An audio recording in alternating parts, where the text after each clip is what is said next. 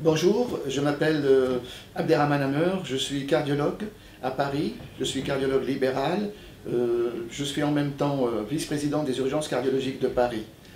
Alors j'utilise la téléconsultation depuis pas très longtemps parce que c'est quelque chose qui est apparu dans le domaine, je veux dire, habituel chez les médecins depuis que quelques mois. Je l'utilise depuis quelques mois la téléconsultation. La téléconsultation ici à Paris est encore un peu balbutiante, j'allais dire, parce qu'on démarre. La téléconsultation fait partie de ce qu'on appelle les nouveaux outils dont on dispose au niveau de la médecine. C'est ce qu'on appelle les nouvelles technologies appliquées à la santé. La téléconsultation, ça consiste en quoi?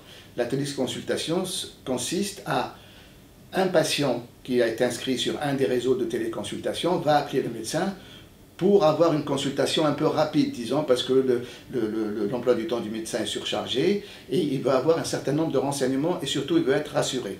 Alors qu'est-ce qu'il va demander par exemple en cardiologie au niveau de la téléconsultation? S'il a une douleur, le médecin cardiologue va l'interroger pour essayer de mieux préciser les caractéristiques de cette douleur, pour savoir si elle est vraiment d'origine cardiaque ou d'autres origines. Vous savez qu'il y a des douleurs qui sont un petit peu digestives avec une expression thoracique.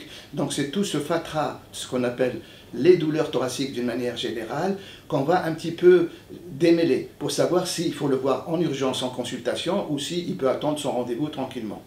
Deuxième cas de figure, c'est un patient qui est déjà suivi en cardiologie et il a des signes qui apparaissent, par exemple des palpitations. Donc il est un peu affolé, il va téléphoner à son médecin pour savoir qu'est-ce qu'il fait. Alors, en fonction de l'interrogatoire qui va être mené au moment de cette téléconsultation, on va mieux préciser les signes fonctionnels de ce patient. Et on va essayer de voir le caractère d'urgence ou de non-urgence de ce patient.